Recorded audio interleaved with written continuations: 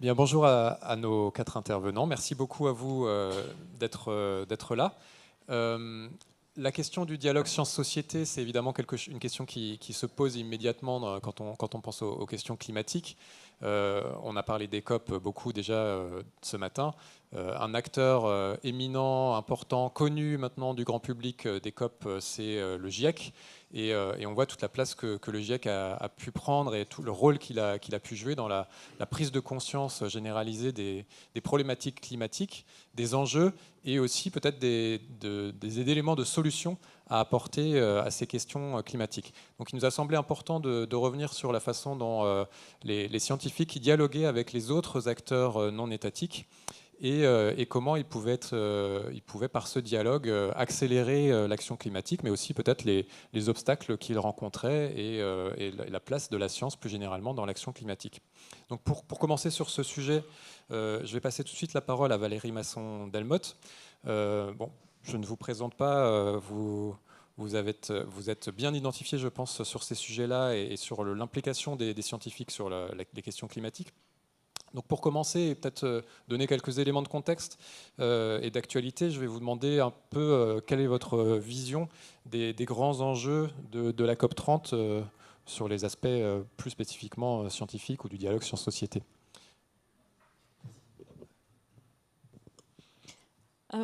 C'est pas une question simple et je vais juste essayer d'exprimer de quel point de vue je me place quand je parle. Donc moi j'ai été impliquée dans les travaux du GIEC qui en fait structure un état des connaissances scientifiques qui ensuite peut informer les négociations climat. Ensuite, je fais partie du Haut Conseil pour le climat, donc qui structure un suivi de l'action pour le climat à l'échelle nationale et en France, avec cette fois un aspect de recommandation et suivi. Et puis au sein de l'Institut Pierre-Simon Laplace, qui est une fédération de laboratoires de sciences du climat en région parisienne et de l'environnement, je suis responsable d'un centre climat-société, où nous, on cherche à interroger, faire avancer nos connaissances pour répondre aux besoins de la société. Donc vous voyez qu'il y a trois angles différents. Et dans le dernier contexte, comme Vincent, on est impliqué aussi dans le groupe régional d'experts climat de la région Île-de-France, où là, on va chercher parmi les connaissances existantes ce qui peut répondre à des besoins en fait, des acteurs du territoire. Donc c'est des choses assez différentes. Alors avant la COP30, si je prends l'angle GIEC, je dirais qu'on est vraiment sur des points très difficiles au niveau géopolitique, c'est clair.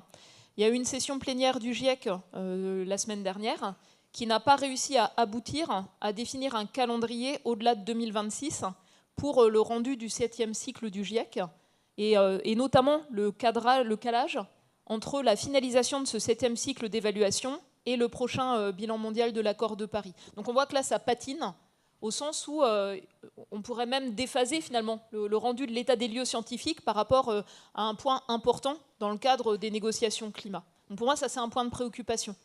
Si on veut rendre une institution d'interface science-société inaudible, on déphase le rendu de son calendrier par rapport au moment où on en a besoin. Donc ça, c'est vraiment un point de vigilance. Après, donc, en ce qui concerne la COP30 spécifiquement, il y a bien sûr le suivi de l'ambition à travers la réactualisation des contributions déterminées nationalement, qui est un point important. Pour l'instant, à ma connaissance, il y a environ l'équivalent d'un tiers des contributions attendues qui sont là. Donc on ne peut pas encore évaluer sur quelle trajectoire cela nous placerait. C'est important par rapport à l'anticipation de trajectoires d'émissions et leurs implications pour les efforts d'adaptation, bien sûr. Le deuxième volet, c'est le suivi du bilan mondial de l'accord de Paris, notamment ce qui avait été esquissé à la COP28, la sortie organisée des énergies fossiles. J'espère que ça se poursuivra, ça risque d'être tendu. Des financements, encore un point délicat. Des difficultés à la fin de la COP29 qui vont rejaillir sur le début de la COP30, c'est une évidence. Le type de financement, la forme de financement, les montants, etc. Là où il peut y avoir une avancée, c'est sur les 100 indicateurs qui doivent être consolidés dans le cadre de résilience des Émirats, donc l'objectif mondial d'adaptation. Il y a eu un travail qui a été fait sur plusieurs centaines d'indicateurs. Il y a une première liste d'environ 100 indicateurs qui ont été définis. Je pense que ça, c'est vraiment intéressant au sens de qu'est-ce qu'on se donne comme cadre partagé pour collectivement rapporter les efforts d'adaptation, les suivre dans la durée et peut-être en filigrane en évaluer l'efficacité. Et je vais juste donner mon regard personnel sur ce point-là. Quand j'ai regardé ces indicateurs, je me suis dit, où est la place des enfants? Juste comme ça, en fait, parce que les enfants, ils sont exposés de manière disproportionnée aux conséquences du changement climatique, directement par leur vulnérabilité, donc ça, c'est mentionné, mais aussi indirectement par la discontinuité de l'accès à l'école. Et cet aspect-là est absent. Donc c'est assez intéressant de ce que ça dit, de ce qui n'est pas pris en compte comme indicateur d'efficacité de l'adaptation. On voit à Mayotte, en Guadeloupe, dans les Hauts-de-France, quand on a des événements extrêmes ou des vagues de chaleur en début d'été, que ça sape en fait la continuité de l'accès à l'école. Et ça n'est pas vraiment intégré. Et ça dit en creux des choses sur ce qu'on considère comme les priorités et ce que seront en fait la façon de suivre les mesures d'adaptation. J'espère que parmi vous, il y aura des personnes qui pourraient relayer ce point de préoccupation qui me semble important. Après, donc, il y a également un volet que le Brésil a mis sur la table, qui est celui de l'intégrité de l'information scientifique ou de l'information climatique. C'est un point très important. Donc, depuis que je suis entrée dans le cadre professionnel des sciences du climat, j'ai fait face à un foisonnement de désinformation. Le climato-scepticisme 1.0, qui était de dire ça ne se produit pas, c'est pas dû aux activités humaines, les modèles surestiment les choses, ça c'est derrière nous en fait. On voit bien la réalité de l'aggravation des impacts, la véracité finalement de ce qui était attendu par la physique du climat, mais ça se déplace et donc on voit que maintenant il y a une désinformation qui vise à saper la confiance dans chacun des leviers d'action sur l'atténuation, sur l'adaptation. Donc en fait ça vise à saper la mise en œuvre concrète, penser la complexité, saper les délibérations qu'on doit avoir à tous les niveaux pour la mise en œuvre des chemins d'adaptation, par exemple. Et ça foisonne en particulier au moment des événements extrêmes à fort impact. Donc ça, pour moi, c'est un vrai sujet, parce que si on veut parler de l'interface science-société, il y a comment est-ce qu'on fait en sorte de s'assurer que l'état des connaissances scientifiques puisse éclairer les délibérations de société, rentrer dans la culture générale, rentrer dans la culture populaire. Et c'est encore plus difficile quand il y a en fait ce foisonnement de désinformation. Donc c'est un point qui me tient à cœur. Je sais que donc, le Brésil travaille là-dessus avec l'UNESCO, avec l'ONU. Mais on voit bien que derrière ça, il y a aussi des questions fondamentales de régulation des algorithmes, par exemple, sur des réseaux sociaux, au-delà de la partie purement traitement par les médias, qui sont très difficiles et qui sont indispensables, à mon avis. Et donc, par exemple, en France et au Brésil, il y a une étude récente qui montrait que sur certains canaux médias, en fait, privés d'ailleurs, il peut y avoir une source de fausses informations par heure, voire davantage, qui est véhiculée. Donc on voit aussi que c'est une vraie question pour la place des faits scientifiques dans la société. Voilà quelques points que je voulais partager. Merci. Et face à cette désinformation, mais aussi face aux catastrophes climatiques qui s'enchaînent, on a le sentiment que maintenant les scientifiques sont dans une posture un peu moins de neutralité scientifique, axiologique peut-être, et un peu plus d'engagement. Vous voyez cette évolution de la posture des scientifiques ? Alors, ce que je peux dire, c'est qu'initialement, sur les enjeux climat, il y avait un rôle d'alerte qui a été bien mené, je pense. Ensuite, ça a évolué vers un rôle, je dirais, de co-construction, c'est-à-dire arriver à faire avancer les connaissances scientifiques pour répondre aux besoins de différents acteurs à l'échelle des territoires, à l'échelle de secteurs d'activité. C'est toujours à l'œuvre, en fait. C'est aussi le cadre des services climatiques qui se développe dans mon propre domaine. Il y a aussi tout cet enjeu d'arriver à éclairer les leviers d'action, donc le potentiel, les limites, les co-bénéfices, les effets indésirables. Ça, c'est un rôle de scientifique qui est important pour éclairer les choix qui sont faits de ce qui va être déployé. Après, il y a aussi un rôle de chien de garde, au sens où quand on voit qu'on a des politiques publiques qui déraillent, qui doit en rendre compte. Et un rôle d'observateur objectif, factuel, me semble aussi pertinent. C'est aussi un angle que prennent certains de mes collègues aux États-Unis, d'ailleurs, où l'obstruction à l'action pour le climat, le soutien aux énergies fossiles, s'accompagne d'une volonté de destruction de la place des faits scientifiques, mais aussi des sciences du climat. Et ça, il faut le donner à voir à la société. Donc c'est ce que j'appelle le rôle un peu de chien de garde. Enfin, je ne sais pas si c'est très élégant, c'est une mauvaise traduction de l'anglais. Et il y a des travaux scientifiques en sciences humaines et sociales qui montrent en fait que l'interface science-politique, elle ne fonctionne bien que quand c'est organisé de manière institutionnelle. C'est-à-dire, c'est pas la volonté individuelle, l'expression individuelle ou l'engagement individuel qui compte, c'est quand on met en place des structures qui permettent de le faire. Et donc, si je reprends ce que je disais tout à l'heure, on a en fait le GIEC au niveau international, mais qui a un devoir de neutralité, c'est-à-dire de simplement fournir une information factuelle, mais pas de faire de préconisations ou de recommandations. Et c'est souvent très mal compris, mais c'est vraiment le mandat du GIEC. Ensuite, dans le cadre du Haut Conseil pour le climat, cette fois-ci, on a le rôle de suivre l'efficacité des politiques publiques au niveau national, donc les objectifs, mais aussi les moyens associés aux objectifs, les stratégies. On montre en fait là où il y a des choses qui sont crédibles ou plausibles, et puis là où il y a des efforts qui sont nécessaires, et ça structure un dialogue. Mais il y a des choses qui fonctionnent et moins bien. Et si je compare au Climate Change Committee britannique, moi je trouve que le Parlement, donc l'Assemblée nationale ou le Sénat, c'est pas vraiment emparé du Haut Conseil pour le climat, comme l'ont fait les parlementaires britanniques, qui en fait un vecteur, je pense, beaucoup plus intéressant pour éclairer les délibérations publiques, au sens la production des lois, par exemple. Après, si on regarde à une échelle plus fine, le Haut Conseil pour le climat, en ce moment, est chargé de faire un rapport sur les territoires. Alors là, c'est difficile. C'est difficile, pourquoi ? Parce que où se fait l'évaluation de l'action au niveau territorial ? Qui fait le suivi ? Sur quoi est-ce qu'on peut s'appuyer pour en faire une évaluation donc de la gouvernance subnationale, finalement ? Pas facile. Et souvent, ce que je vois, c'est que les groupes régionaux d'experts climat n'ont pas cette mission de faire une évaluation. Ils sont là pour aller chercher des connaissances. Quand il y a les articulations État-région, ils ne sont pas toujours associés, d'ailleurs. Souvent, il y a des collectivités qui font appel à des cabinets de conseil, je l'ai vu, pour faire les suivis, les bilans au bout d'un mandat, par exemple, de ce qui a été mis en œuvre. Mais quelle est la qualité de l'analyse qui est faite par les cabinets de conseil ? C'est une vraie question. Et du coup, je trouve que là, il y a peut-être quelque chose qui mériterait d'être renforcé, parce que, donc, ce que je disais tout à l'heure, la littérature qui existe, elle montre que quand on institutionnalise des interfaces sciences, politique publique, société, c'est ce qui permet d'améliorer la qualité de ce qui est fait, simplement par finalement le fait d'avoir ce suivi et une forme de redevabilité. Merci Valérie Masson-Delmotte et merci de m'offrir cette transition avec le rôle des groupes régionaux d'experts sur le climat. Vincent Dubreuil, vous êtes professeur à l'Université de Rennes et vous êtes coprésident du HCBC, le Haut Conseil breton pour le climat. D'abord, est-ce que vous pouvez nous dire en fait à quoi ça sert finalement un GREC ? Alors, les groupes régionaux d'experts pour le changement climatique, pour le climat, ça a commencé en Nouvelle-Aquitaine avec Climatera.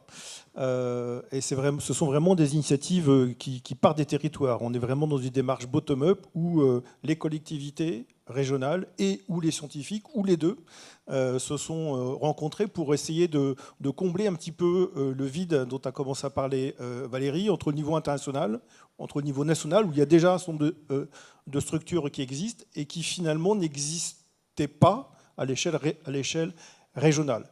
Sachant que l'essentiel de la politique climatique menée au niveau des territoires en France, elle est dans le cadre des PCAET, des plans climat, qui sont au niveau des EPCI.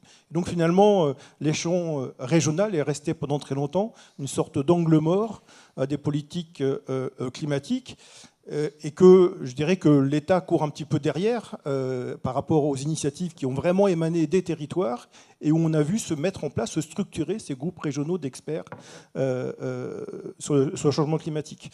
Alors, quand on regarde ces Grecs, on est devant une très grande biodiversité, parce qu'il n'y a pas deux Grecs qui se ressemblent. Certains sont sur un mode associatif. En Bretagne, on est sur un conseil scientifique. Donc on est 20 membres issus de disciplines différentes. On a tous à peu près les mêmes missions, c'est-à-dire un accompagnement, une vulgarisation, porter un petit peu la connaissance et décliner au niveau des territoires ce que l'on peut dire du changement climatique. Regarder un petit peu ce qui est fait en termes d'adaptation et d'atténuation. Et au niveau du Haut Conseil breton pour le climat, pour commencer à répondre à Valérie, on est aussi chargé d'avoir un avis sur les politiques publiques.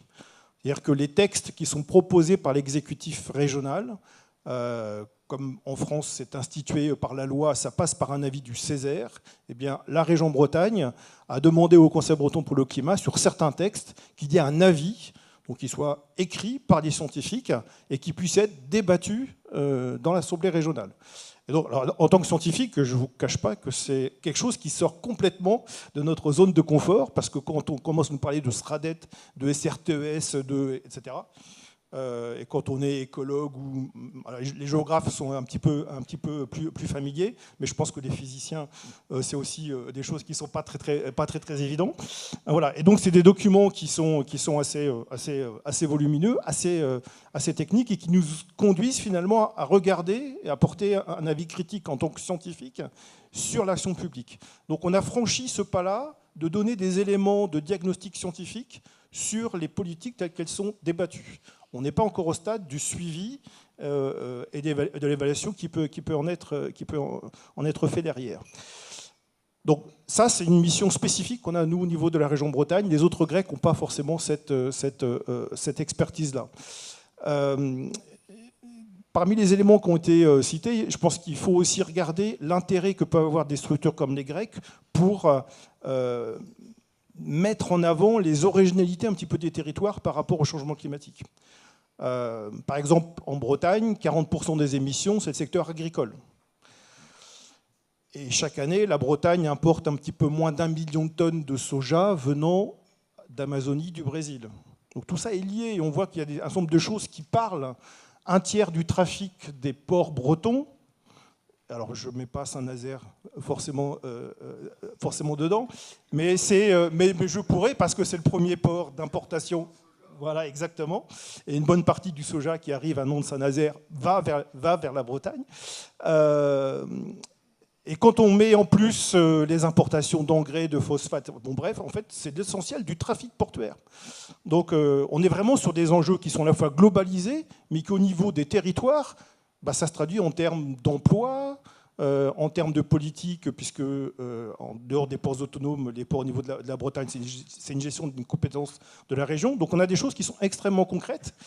Ça a été dit dans la table ronde précédente, il y a aussi tous les leviers au niveau des régions sur les systèmes de transport, qui sont aussi des compétences. Au niveau de la région, vous avez des lycées, et donc quelle alimentation on donne aux lycéens, les circuits courts, enfin bon, bref. Donc tout ça, c'est des questions qui sont extrêmement concrètes et qui peuvent être regardées de façon très spécifique au niveau des territoires. Donc les Grecs, ils vont être aussi là pour ça, pour accompagner ce genre d'initiative. Et plus spécifiquement, le HCBC, vous avez évoqué ce rôle de regard sur les politiques de la région. Quels autres types d'interventions vous avez? Comment est-ce que vous éclairez les acteurs locaux? Alors, on est beaucoup sur de la communication, donc participation à des tables rondes, des conférences. On a d'emblée dit qu'on était à la disposition de tous les élus, tous les groupes politiques. On est très sollicité par les médias, on est très sollicité par les collectivités, donc ils savent que le Haut Conseil breton pour le climat existe, et qui, par exemple, lorsque les collectivités mettent en place leur plan climat ou rénovent, parce que maintenant on est entré dans la deuxième phase des PCET, et bien souvent avoir une conférence introductive par un scientifique, ça permet de caler les choses, d'apporter des éléments objectifs, de saper un petit peu certains contre-discours climato-sceptiques, et donc asseoir un petit peu un préalable à une construction d'un outil qui est quand même assez important, qui est le PCET. On est aussi de plus en plus sollicité par des structures privées. Donc il y a plein de choses, ça a été dit dans la table ronde précédente, qui existent au niveau des entreprises. Le HCBC, par exemple, il a beaucoup travaillé avec la SEMBRES, la Société d'économie mixte, qui est le bras armé de la région pour les bourgs, les lycées, etc., avec la Convention des entreprises pour le climat. Bon, il y a comme ça une multitude d'exemples. Et pour aller dans le sens de ce que disait Valérie, c'est vrai que nous, on le voit à notre niveau de scientifique, on démultiplie à la fois la visibilité et l'action qu'on peut avoir quand on est dans une structure établie, portée, reconnue par une collectivité, et qui du coup donne une meilleure visibilité, et on voit qu'on est beaucoup plus sollicité. Donc là, c'est vraiment quelque chose qui nous a permis de cranter une action beaucoup plus efficace sur le territoire. Merci.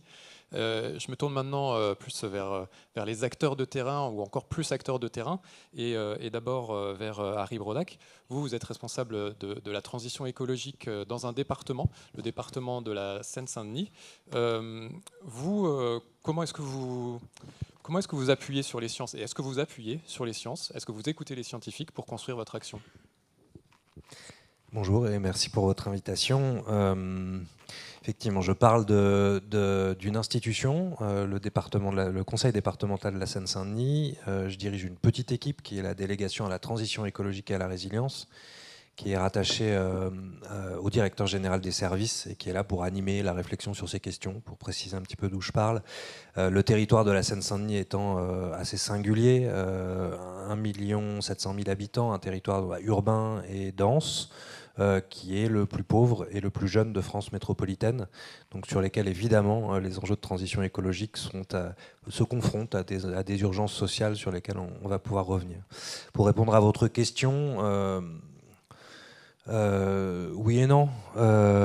Oui, je m'intéresse à la science parce que d'abord je suis ingénieur, donc c'est ma formation, c'est ma culture.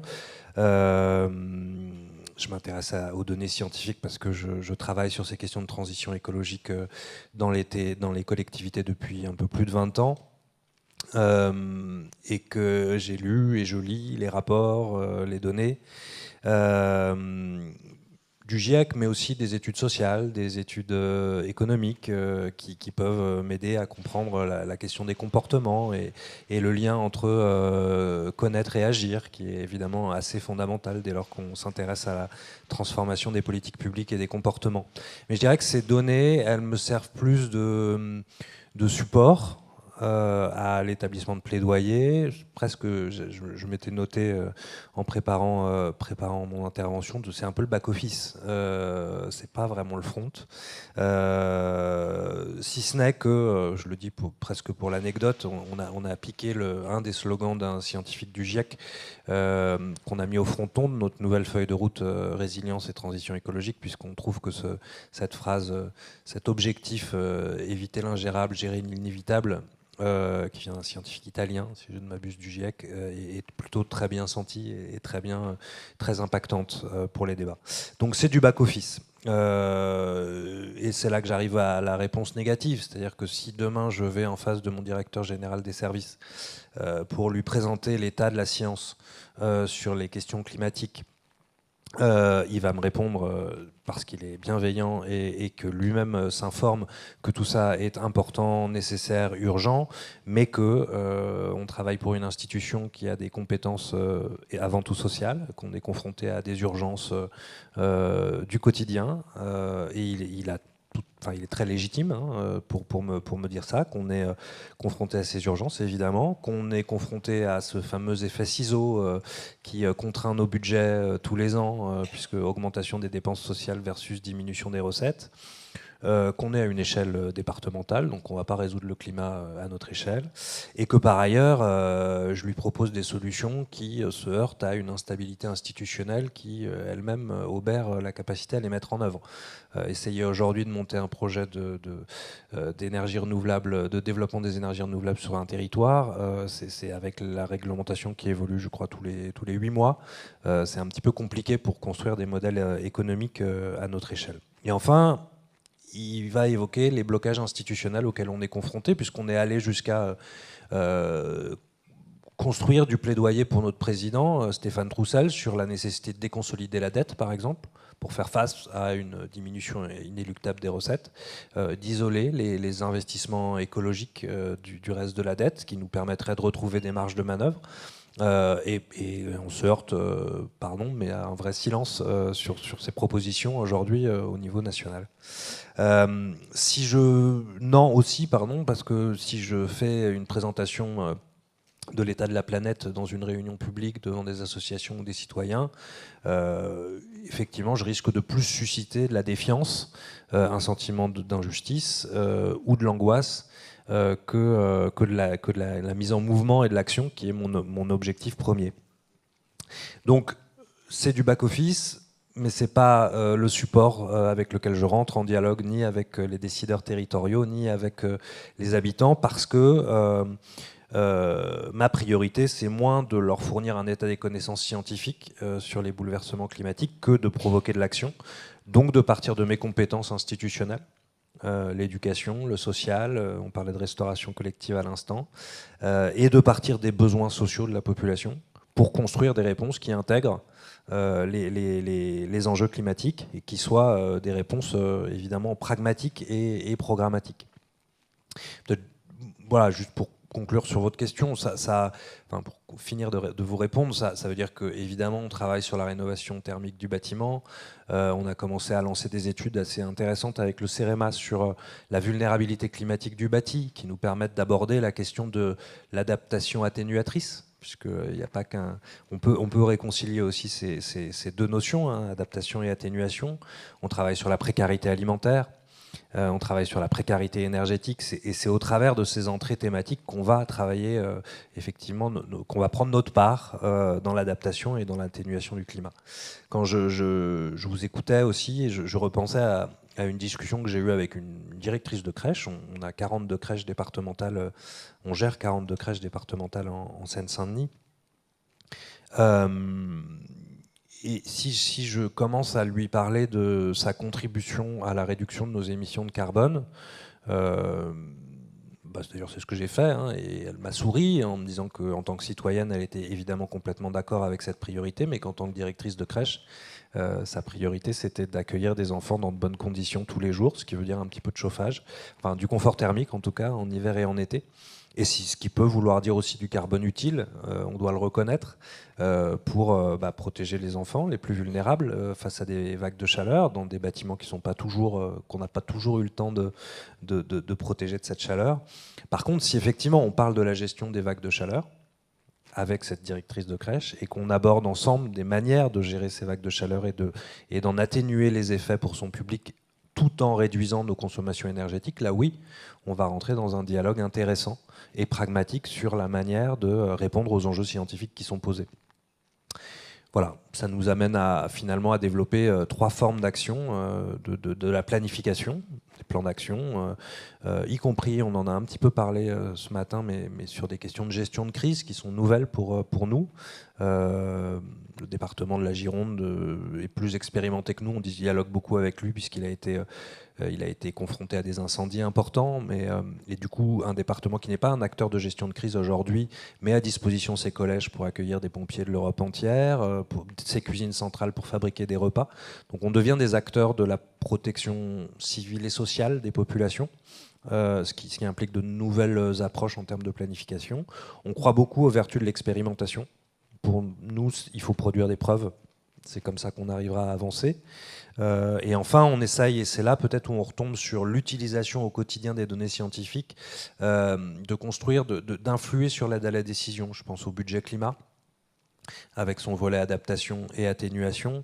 Je pense aux observatoires qu'on peut monter une fois qu'on a légitimé la nécessité d'agir, notamment sur la précarité énergétique. Et c'est en agissant qu'on constate qu'on manque de données. Et c'est à partir de ce constat qu'on peut éventuellement prendre notre rôle de chef de file et construire des observatoires avec des scientifiques du territoire sur la question de la précarité énergétique, sur la question du système alimentaire territorial, pour rester sur les exemples que je mentionnais un peu plus tôt. Merci. Et donc sur ces questions d'indicateurs, il y a quand même des ponts assez directs, ou en tout cas des études qui ont un peu influencé, voire peut-être transformé certaines approches que vous aviez du territoire, même si évidemment la prise en compte des besoins du territoire, ça c'est une constante toujours, mais la connaissance des réalités à la fois sociologiques, ça c'est premier chez vous, mais climatique ensuite, ça peut influencer quand même votre approche générale de vos politiques. Oui, tout à fait. Ça l'influence, ça la nourrit. En tout cas, ce qui est sûr, c'est qu'on a besoin de données scientifiques territorialisées. Elles sont précieuses pour nous.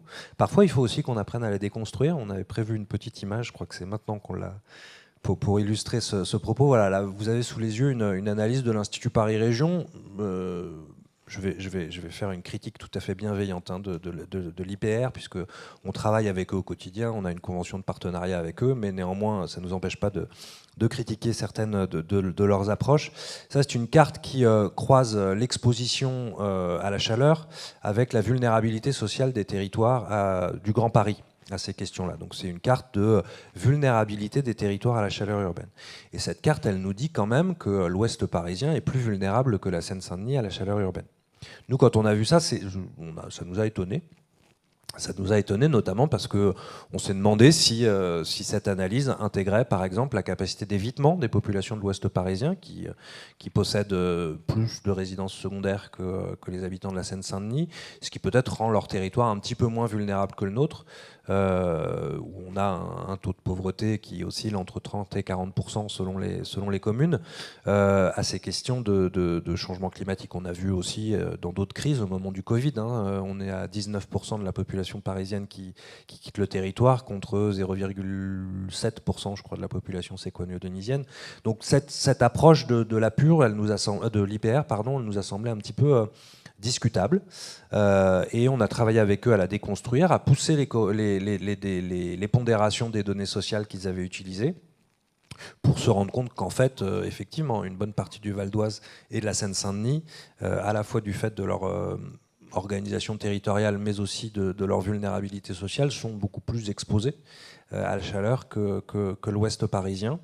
Je le dis aussi parce que ça nous aide ça a nourri, par exemple, un avis négatif du département de Seine-Saint-Denis sur le projet de SDRIF, schéma de développement de la région Île-de-France, qui nous était soumis de manière assez concomitante à la production de ces données, notamment parce que, on s'est dit, on a essayé d'expliquer à la région que la construction des hypothèses sur l'évolution de l'aménagement du territoire n'était pas basée sur des données et des cartes qui étaient réelles, en fait, et qui racontaient vraiment le territoire. Voilà, donc ça, c'était pour illustrer la manière dont parfois on a besoin aussi de questionner et de critiquer les données scientifiques qui nous sont proposées. Ce qui a des vertus intéressantes parce que ça construit une appropriation en interne de ces enjeux. Voilà. Dans d'autres cas, je vous citais un autre rapport quand on a discuté pour préparer cet entretien. Le rapport Paris 50 degrés a été hyper précieux pour nous parce que effectivement là on a ce croisement entre notre territoire. Paris et la Seine-Saint-Denis, on est quand même dans des situations très similaires en termes de densité, de minéralité, d'organisation du territoire, donc des enjeux climatiques et une situation territoriale. Donc ça nous a donné les moyens d'aller construire un débat avec notamment nos décideurs territoriaux et une réflexion stratégique sur ces enjeux. Et puis ça a permis évidemment d'ouvrir très clairement, je crois qu'on est en 2023, à l'époque où ce rapport paraît, la question du vivre avec, c'est-à-dire la question de l'inéluctabilité de certains impacts avec lesquels il faudrait que nos territoires apprennent à composer, et dans le cadre desquels il nous fallait apprendre, et il nous faut toujours apprendre à protéger les plus vulnérables. Merci. Alors, comprendre les enjeux, composer avec les données, en débattre aussi, c'est un peu ce que vous organisez, Florent Augagneur, à travers la Commission nationale du débat public. Est-ce que vous pouvez nous dire, dans le cadre de son travail, du travail de cette commission, comment vous fonctionnez et comment vous travaillez avec les scientifiques ?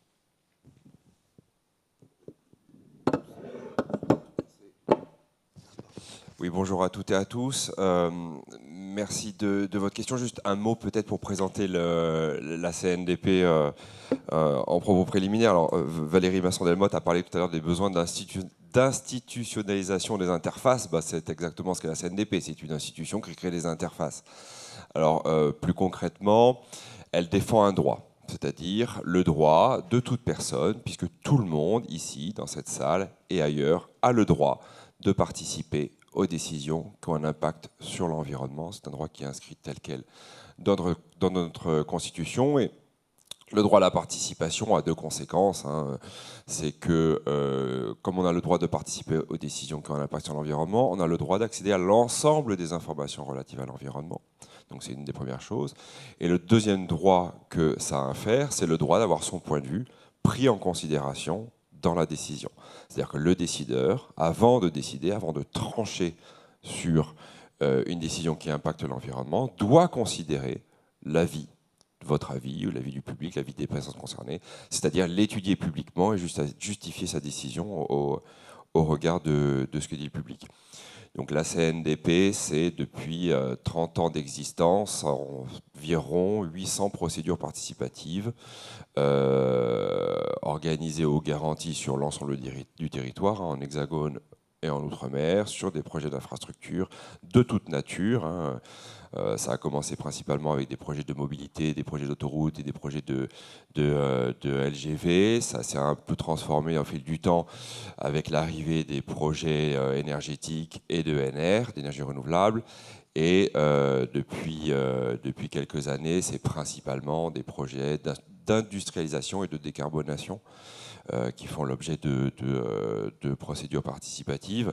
Mais ce qui est intéressant, c'est qu'en 30 ans d'existence, c'est vrai que la CNDP, compte tenu du fait qu'elle a soit organisé elle-même, soit mis en place, soit suivi, soit garanti à peu près 900 procédures, c'est une mine d'or qu'elle a entre les mains, c'est-à-dire en termes de méthode, puisque tout a été expérimenté, tout a été essayé, que ce soit dans les stratégies de mobilisation du public, les stratégies délibératives, il y a énormément de méthodes qui ont été mises en place, mais également dans le contenu, c'est-à-dire comme toutes les données, tout ce qui est dit dans l'ensemble des concertations est gardé, et public est gardé par la CNDP, on peut regarder comment un sujet, par exemple le climat, c'est ce qu'on a fait là, ou d'autres ont évolué à travers le temps dans les territoires, comment les clivages, les controverses évoluent, comment les stratégies argumentatives évoluent. Donc il y a l'ensemble de ces éléments que nous avons. Juste pour préciser ce que nous faisons concrètement, hein, à chaque fois qu'il y a une procédure participative, la CNDP, elle fait 4 choses. Premièrement, elle veille à la transparence de l'information, puisque pour participer à une décision, il faut avoir l'information sur cette décision. Donc la transparence de l'information, c'est sa qualité, son intelligibilité, enfin je pourrais développer sur ce point. Deuxièmement, elle conçoit ou met en place une méthode délibérative, alors pas que délibérative, elle met aussi une méthode qui permet de mobiliser les publics concernés, une méthode qui permet aussi d'inclure les différents publics afin de créer du contradictoire. C'est un point important parce que le fait que la CNDP met en place ou conçoit des méthodes fait qu'à chaque fois qu'il y a une démarche participative, elle est adaptée, elle est ancrée sur le territoire parce qu'elle est conçue sur mesure. Ensuite, la CNDP restitue la parole du public, c'est-à-dire que c'est elle qui, à la fin de la démarche participative, dit voilà ce qu'ont dit les publics, voilà les conclusions de la démarche participative. Et enfin, le point le plus important, elle s'assure de la prise en considération dans la décision, c'est-à-dire qu'elle demande au décideur comment est-ce qu'il prend en compte l'ensemble de ce qui a été dit, qu'est-ce qu'il en fait, comment il justifie sa décision, regardez ce qui a été dit. Merci. Alors, on reviendra un peu sur la place du climat spécifiquement dans le débat. Peut-être, Vincent Dubreuil, une réaction à ce que vous venez d'entendre sur la façon dont les scientifiques, et en particulier les Grecs, peuvent... Enfin, quelle est leur utilité, leur rôle? Vous avez entendu ce que disait Harry sur la façon dont c'était à la fois important et pas forcément facile de prendre en compte les sciences. Les citoyens, il est important de les informer, mais comment le faire au mieux? Quelle est votre position là-dessus? Comment est-ce que peut-être votre Haut Conseil, lui, s'investit sur ces questions? Alors, je pense que par rapport à beaucoup de questions qui nous sont posées, c'est, on a entendu parler du GIEC, on a tous les chiffres, le réchauffement, 1,5, 2 degrés. Mais concrètement, chez nous, c'est quoi? Et donc, le premier niveau d'information, c'est, concrètement, aujourd'hui, le climat de Rennes, c'est celui de Bordeaux il y a 50 ans. Et à la fin du siècle, le climat de Rennes, ce sera celui de Coimbra, dans le centre du Portugal. Donc déjà, alors, la méthode des analogues a des limites, mais c'est déjà quelque chose qui permet de faire comprendre. Et une année comme 2022 ou comme 2023, Rennes se retrouvait avec déjà le climat de Toulouse. Donc on est vraiment sur des choses sur lesquelles on peut rendre concret la manifestation du changement climatique et donc mettre en relation ce que les acteurs voient sur le terrain. Enfin, quand on parle à un élu du littoral qui voit que quand on lui dit que le niveau de la mer monte, c'est le GR, le sentier du littoral, qui est érodé, qui part. Donc on reconnecte un petit peu ces éléments-là.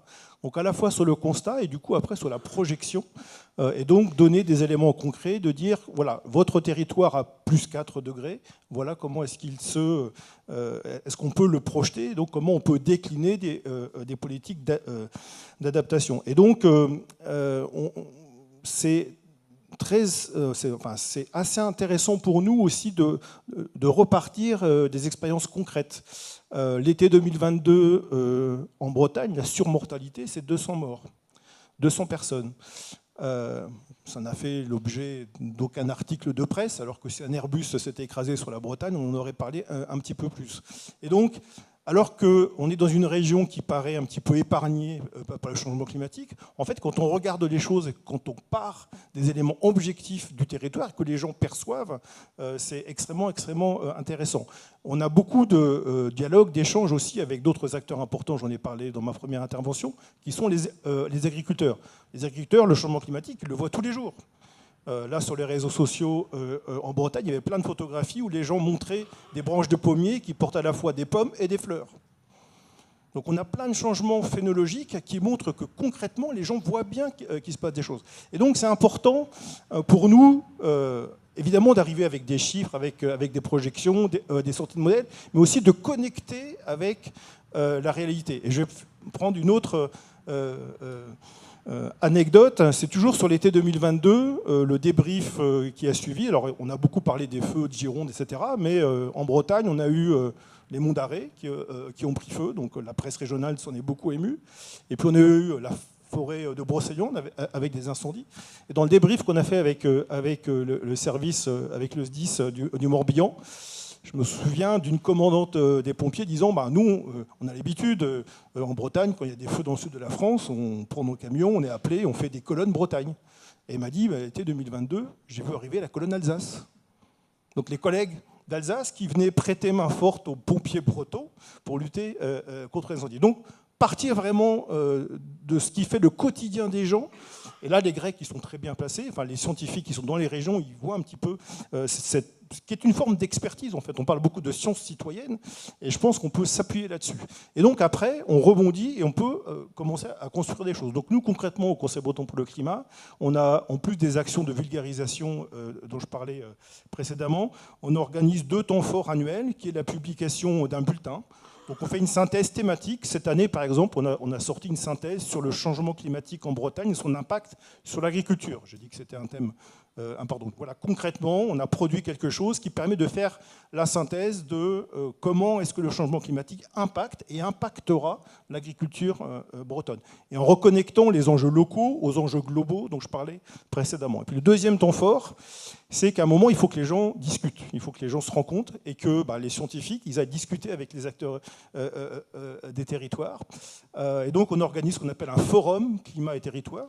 Le sénateur Dantec y a participé. Et on fait des tables rondes, des ateliers, on met ensemble et on fait discuter ensemble, on fait travailler ensemble les scientifiques, le monde académique, et puis les acteurs des territoires, qu'ils soient élus, qu'ils soient responsables dans les services, le monde associatif aussi, qui est un acteur important, et donc en essayant de travailler sur des questions très très concrètes. Cette année, encore une fois, c'était l'agriculture. L'année dernière, Valérie était avec nous, c'était sur la question du littoral. Donc vraiment des enjeux qui parlent directement au territoire. Merci. Avec cet ancrage dans les territoires, avec cette volonté de vraiment s'adresser au quotidien, en tout cas à la réalité vécue des gens, avec l'expérience qu'on peut faire tous les jours de la réalité climatique qui change, est-ce que maintenant le sujet climat, il est mieux représenté, il est plus présent dans les débats publics? Est-ce que vous avez constaté une évolution et on en est où actuellement?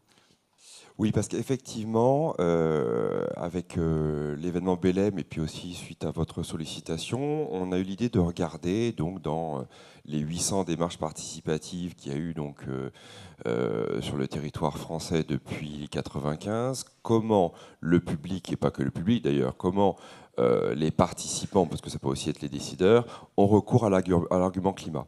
Qu'est-ce que l'on peut dire sur ce registre? À quel moment est-ce qu'on le voit apparaître? Comment il a évolué? Est-ce qu'il fait déplacer des controverses? Lesquelles et comment? Donc on a commencé à faire ce travail qui demande un travail énorme, hein, parce qu'il faut aller replonger dans tous les comptes rendus, enfin toutes les données que nous avons sur ces 800 procédures participatives. Alors je vous rassure, on l'a pas fait sur les 800 pour l'instant, on l'a fait que sur un échantillonnage. Et puis il faut aussi aller récupérer dans les décisions qui suivent la démarche participative, qui n'est pas forcément chez nous, ce ne sont pas des données que nous avons forcément, donc il faut que nous allons les chercher pour voir est-ce que l'argument climat a eu du poids sur la décision, quels ont été ses effets. Et nous avons commencé donc ce travail, hein, quand vous nous avez sollicité, on a eu cette idée. On va le poursuivre, on va l'approfondir, on va peut-être probablement même en faire une publication, parce que c'est vrai que voilà, ça donne des indications intéressantes. Mais déjà, à ce stade, je peux vous dire de manière pas vraiment scientifique, hein, puisque pour l'instant, voilà, c'est des observations que nous avons faites sur des échantillonnages. Alors, sur l'apparition et l'évolution du registre climatique, c'est-à-dire ce que je vais appeler l'argument climat, hein, de manière un peu rapide, dans les procédures participatives en France, on a constaté 3 phases. Une première phase, donc à partir du moment de la création de la CNDP jusqu'en 2007, où il y a très peu d'évocations, on ne le retrouve quasiment pas en fait, hein, très peu d'évocations sur, l'argument sur le climat est très peu évoqué. Ça ne veut pas dire que les enjeux environnementaux ne le sont pas, mais en tout cas pas celui-là. Et il y a donc un premier renversement à partir de 2007 où le climat est évoqué principalement par les opposants aux différents projets pour les contester. Et on trouve que ce premier changement arrive conjointement au Grenelle. Donc il y a probablement un effet Grenelle en 2007 qui fait que les opposants aux différents projets commencent à utiliser ce registre, le registre de l'argument climat, pour s'opposer au projet d'infrastructure en reposant principalement sur le Grenelle. Et à partir de 2015, alors comme par hasard, ça tombe à peu près au moment de la COP, il y a un autre renversement, enfin une autre phase, c'est-à-dire que l'argument, le registre climatique n'est plus tant utilisé, mobilisé par les opposants aux différents projets d'infrastructure, mais par les maîtres d'ouvrage eux-mêmes, non pas pour contester le projet, mais pour justifier le projet. C'est ce qui est arrivé notamment dans le domaine du nucléaire. C'est à partir du nucléaire et des infrastructures de mobilité collective, hein, de transport en commun que ce basculement a eu lieu. Les projets ont été argumentés par les porteurs de projets en mobilisant l'argument climat. Et puis, aujourd'hui, on le voit beaucoup, notamment dans les projets de réindustrialisation et de décarbonation, qui ont principalement lieu dans la zone de Fos, à côté de Marseille, de Dunkerque, et dans la vallée du Havre. Donc ça, c'est un premier élément que nous avons constaté, ces trois évolutions. Si on fait un focus sur les projets spécifiquement mobilité, donc mobilité, c'est-à-dire LGV, routier et aérien, on constate 4 phases. Une première phase jusqu'en 2007, donc, où les débats portent principalement sur les effets très locaux, donc le climat ne fait pas partie d'un registre argumentatif mobilisé parmi les différentes parties prenantes aux échanges. Il y a très clairement un tournant à partir du grand contournement de Toulouse en 2007. Donc là aussi, hein, c'est concomitant au Grenelle de l'environnement, où c'est le principal argument mobilisé par les opposants au projet d'ailleurs qui par la suite a été abandonné. Il y a un troisième tournant 2009-2010 que l'on constate sur ce sujet, où non seulement l'argument est très évoqué, mais il y a aussi une méthode, c'est-à-dire que c'est le moment où arrivent les obligations concernant les études d'impact et les bilans carbone, pardon. Donc on peut dire que l'argument se méthodologise. Et un troisième registre d'arguments à partir de 2020-2021, c'est assez difficile à identifier parce que c'est après la création de la SNBC, etc. Mais là, les arguments se juridiciarisent, si j'ose dire. C'est-à-dire qu'on a recours à l'argument climat sur un registre beaucoup plus judiciaire, beaucoup plus juridique. Sur l'aérien, c'est intéressant de noter que dans Notre-Dame-des-Landes, dont le débat public avait eu lieu en 2002-2003, l'argument climat n'est jamais évoqué ni d'un côté ni de l'autre, et que lorsque le projet est abandonné en 2018, le Premier ministre ne prononce pas le mot dans son discours en 2018. Le projet n'est pas du tout abandonné pour des raisons climatiques, mais pour des raisons de sécurité. En tout cas, c'est le registre argumentatif qui est mis en avant par le Premier ministre de l'époque. Alors qu'en revanche, l'année suivante, il y a le terminal 4 à Roissy. Et là, le climat est central dans le débat et le projet est abandonné par la ministre de l'Environnement pour des raisons climatique, c'est la principale raison mise en avant. Juste un dernier point sur les projets abandonnés. Alors, sur l'ensemble des procédures et des débats publics mis en place à la CNDP, je vous en ai dit, il y en a plusieurs centaines, il n'y en a que 40 qui sont abandonnés. 40, c'est très peu en fait de projets réellement abandonnés. Et sur l'ensemble des projets abandonnés, il y a 0 projet, à part le terminal 4, donc celui qui a été abandonné en 2019. Il n'y en a aucun autre qui est abandonné pour des raisons climatiques. Et très souvent, le climat peut être mentionné, mais noyé dans un certain nombre d'autres enjeux environnementaux qui sont souvent des enjeux beaucoup plus locaux. Merci pour tous ces éléments et pour le travail réalisé pour pouvoir nous les apporter. Peut-être juste en un mot, l'argument climatique, il est plus présent, les éléments d'information sur le climat sont plus présents, mais les citoyens, ils les reçoivent comment? Est-ce qu'ils sont de plus en plus convaincus?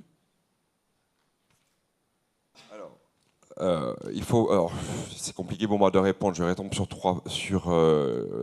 trois points. D'ailleurs, pour nous, compte tenu du fait qu'on défend le droit du public, du grand public, on ne fait pas de distinction entre les experts, c'est-à-dire les experts qui ont la reconnaissance d'une connaissance sur un sujet par les pairs, et les experts qui ont l'expertise d'usage, qui sont le public, parce qu'ils ont une autre expertise qui est tout aussi utile pour éclairer les experts, pour le coup, ils ont la connaissance de leurs besoins, la connaissance de leurs attentes, la connaissance de leurs usages, la connaissance de leurs envies, ce que les experts n'ont pas.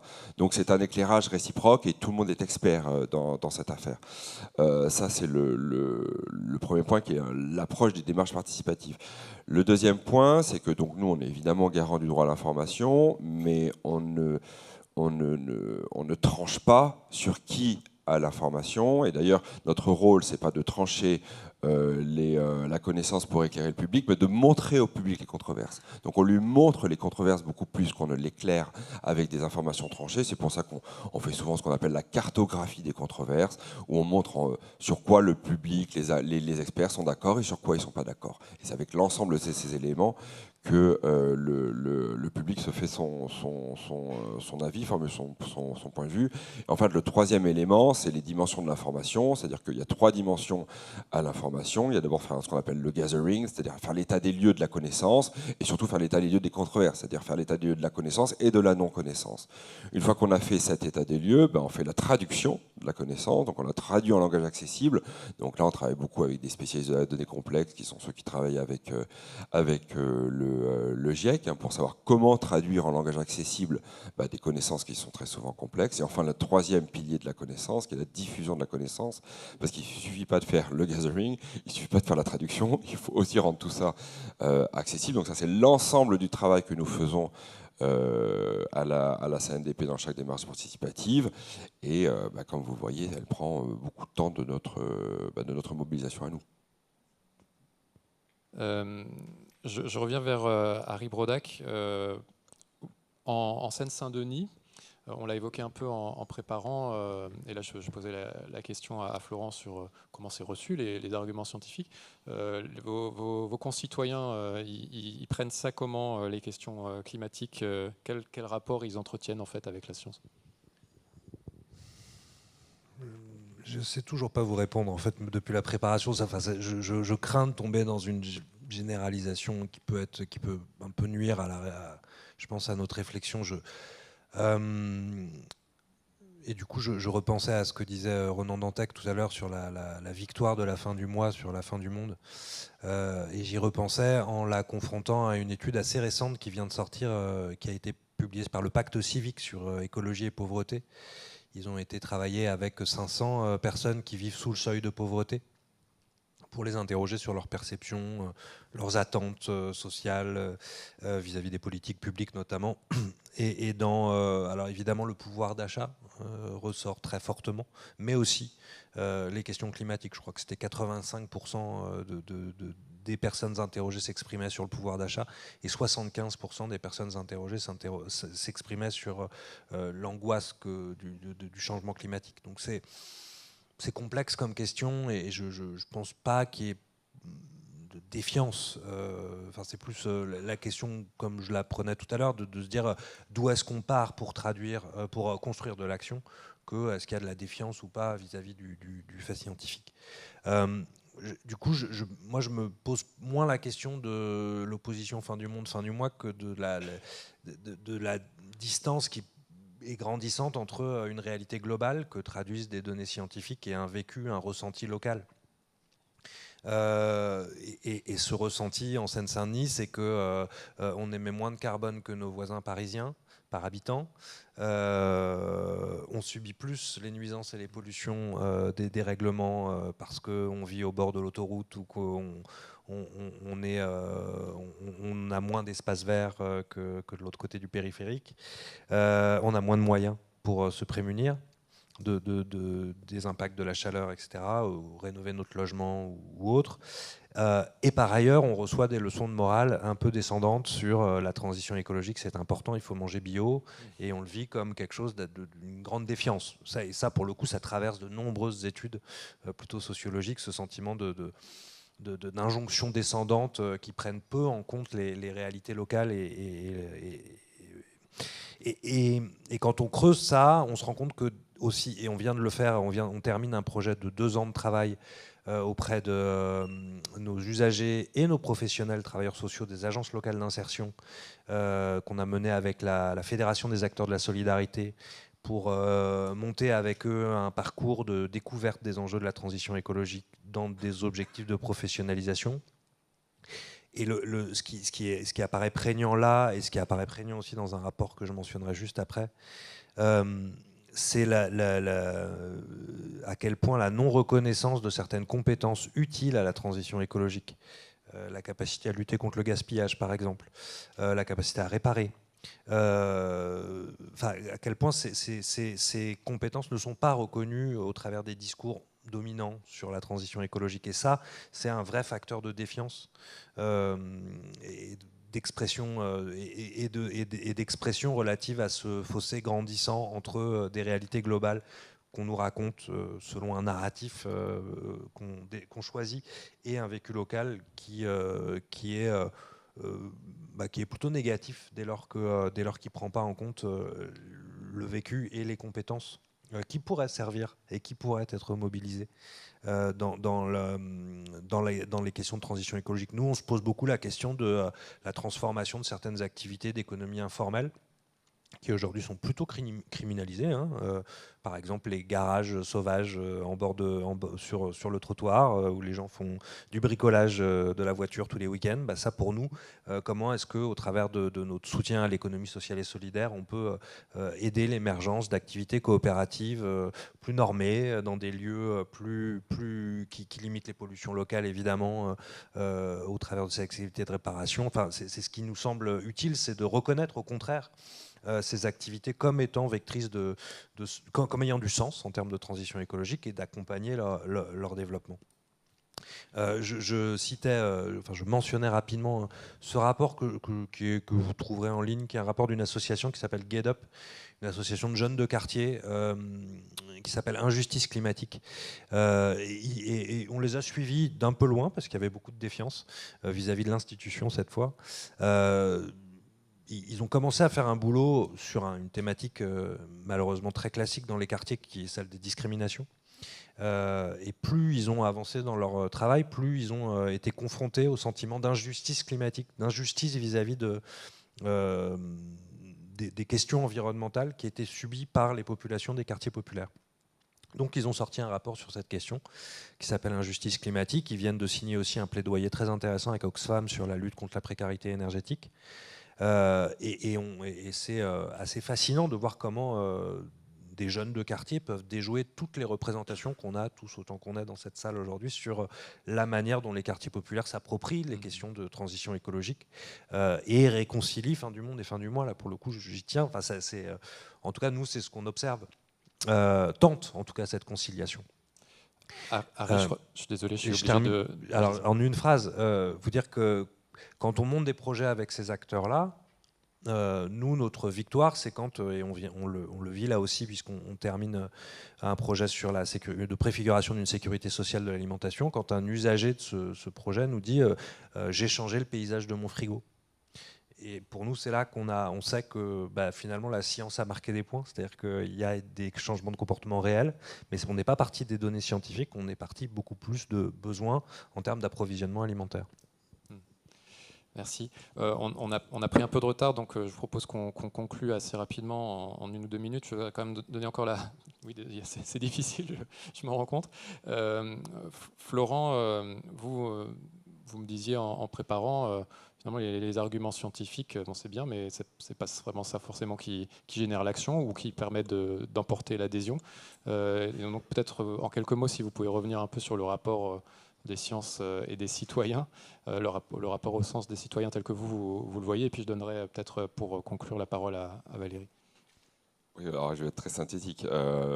Oui, alors il se trouve que c'est mon autre casquette, puisque en sciences sociales, c'est là-dessus que j'ai beaucoup travaillé, mais c'est sûr que le schéma rationaliste où le citoyen est perçu et vu comme une sorte de vase vide dans lequel on va rentrer de l'information pour qu'il puisse agir, ça ne fonctionne pas, parce que le citoyen, il arrive avec ses représentations, comme vous dites, il arrive avec ses propres informations, sa propre connaissance du monde, de son environnement, et les informations qu'il reçoit, il ne les reçoit pas comme la lumière va éclairer une zone sombre. Il les reçoit, il les intègre dans son propre système de représentation, donc en faisant ça, il les bouge, il les modifie, il les arrange en fonction de son propre raisonnement. Il n'y a rien d'extraordinaire à dire ça, hein. C'est quelque chose, un élément qu'on le sait depuis longtemps. Ce que la recherche montre, notamment en sciences sociales, c'est que ce qui permet aux citoyens, au public, aux différentes personnes d'intégrer les éléments de connaissance et de le faire bouger, c'est la délibération. C'est-à-dire une délibération, un échange d'arguments en public, avec du contradictoire. On sait faire de la délibération à petits groupes, qui on l'a parfaitement vu avec la Convention climat. Vous prenez 150 personnes tirées au sort au hasard, vous les faites délibérer, ils bougent collectivement. C'est ce qu'on appelle la polarisation de groupe. Ce qu'on a un peu plus de mal à faire, c'est le faire à très grande échelle, c'est-à-dire de faire de la délibération à très grande échelle, c'est à l'échelle d'un pays, voire plus. Et ça, c'est l'enjeu d'aujourd'hui. Comment faire de la délibération à grande échelle pour pouvoir faire bouger le public sur les sujets sur lesquels il doit bouger. Merci, et merci pour l'esprit de synthèse. Valérie, vous pensez que les scientifiques comment est-ce qu'ils peuvent contribuer au mieux au débat public? Et est-ce que les sciences citoyennes ou des sciences plus participatives, c'est aussi un moyen de réconcilier, de rapprocher ou de faciliter le pont entre les scientifiques et les citoyens? Oui, bien sûr. Et en fait, par rapport aux points qui ont été abordés, ça me fait vraiment penser aux 6 points clés que l'Université d'Yale a identifiés par rapport aux enjeux de communication, appropriation vis-à-vis des sciences du changement climatique au sens large, hein, toutes les sciences. La réalité vécue, la compréhension des causes, la compréhension des impacts, de la gravité en fait, hein, des enjeux, en lien avec l'expérience vécue, la compréhension du consensus scientifique aussi qui est important, le fait que beaucoup s'en préoccupent, ça c'est fondamental, montrer que d'autres personnes prennent le sujet très au sérieux collectivement, et puis la capacité à agir, les compétences qui existent, celles qu'il va falloir construire pour être tous acteurs de transformation. Le deuxième point auquel j'ai pensé, c'était le rôle des scientifiques également au sens large, hein, par rapport au retour d'expérience. Vous en avez tous parlé.